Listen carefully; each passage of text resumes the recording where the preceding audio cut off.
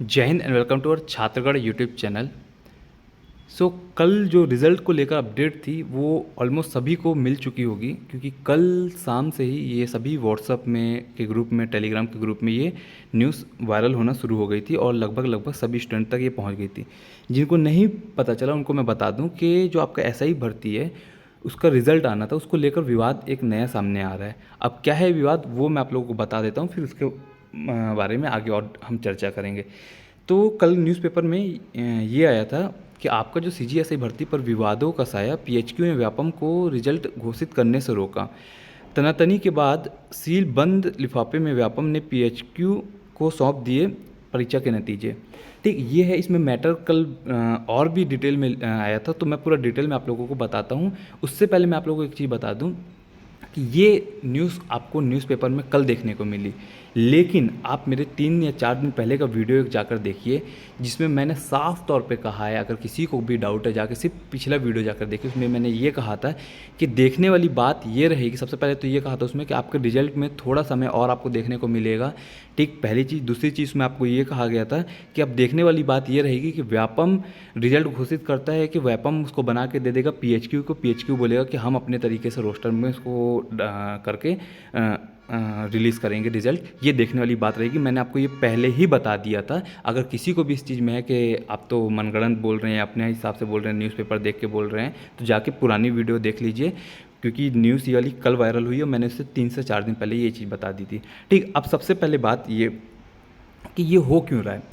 ये हो इसलिए रहा है क्योंकि आपको पता है, जैसे कि आपने प्री का रिजल्ट देखा है और व्यापम के बाकी और भी रिजल्ट आते हैं, तो जब आप अपना लॉगिन करते हैं तो उसमें देखते हैं कि उसमें क्या लिखे रहता है।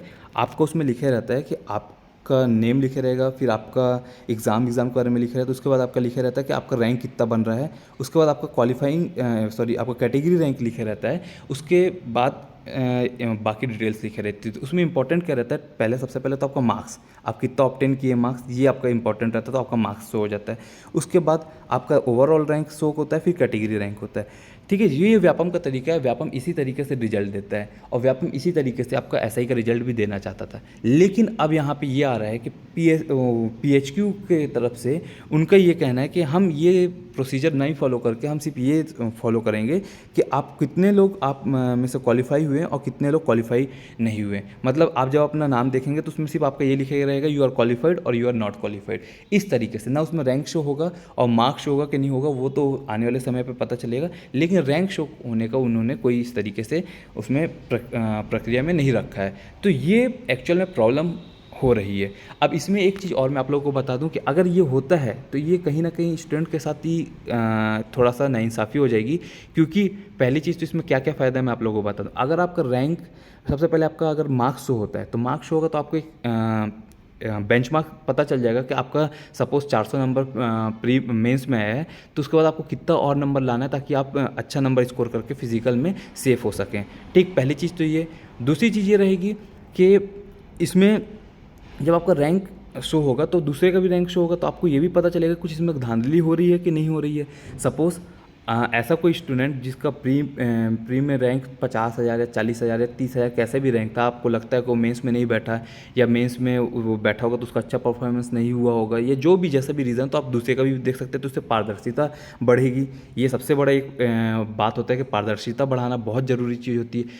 तीसरी चीज़ ये कि जब आपको रैंक शो होगा तो आपको पता चलेगा कि आप एक्चुअल में लाए कहाँ कर रहे हैं अभी, और आपको फिजिकल में कितना। सपोज़ आपका रैंक अगर 200 आया या 300 आया तो आपको पता रहेगा कि मेरे से ऊपर 100 या 200 लोग हैं, तो मेरे को उस हिसाब से मेहनत करनी है। या आपका रैंक आपका आएगा 2000 रैंक आएगा या 3000 रैंक आएगा, तो आपको पता रहेगा कि यार मेरी तो अभी बहुत ज़्यादा मेरे को फिजिकल में वर्क करना पड़ेगा, नहीं तो मैं तो ऐसे ही बाहर हूँ।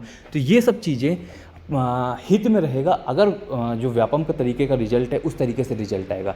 लेकिन अगर सिर्फ आपको क्वालिफाइड और नॉन क्वालिफाइड रहेगा तो उसमें बहुत सारी चीज़ जो रहेंगी गुप्त हो जाएंगी, और जब चीज़ें गुप्त होती हैं तब कहीं ना कहीं थोड़ा सा चीज़ विवाद भी बन जाते हैं, और विवादित होगा तो फिर वो कोर्ट केस भी जाएगा और फिर वो फंसेगा भी।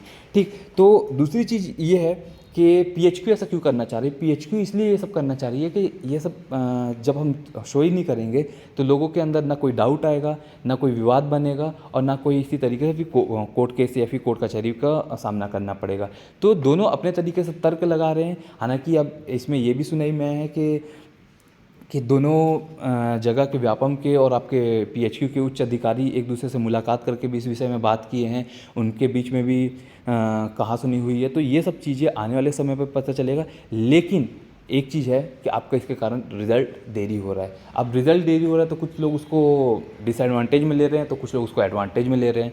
ठीक, एक चीज़ मैं और बताना चाहूँगा कि आपका जो रिज़ल्ट है ये लेकिन अब आपको बहुत जल्द देखने को मिल सकता है। अब ये ज़्यादा समय नहीं लगने वाला, इसमें हो सकता है कि आने वाले 10 दिनों के अंदर आपको रिज़ल्ट देखने को मिल जाए।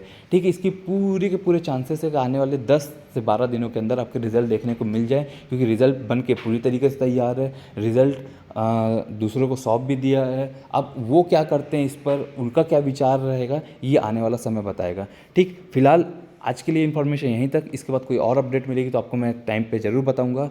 मिलते हैं हमारे नेक्स्ट वीडियो में। जय हिंद, जय भारत।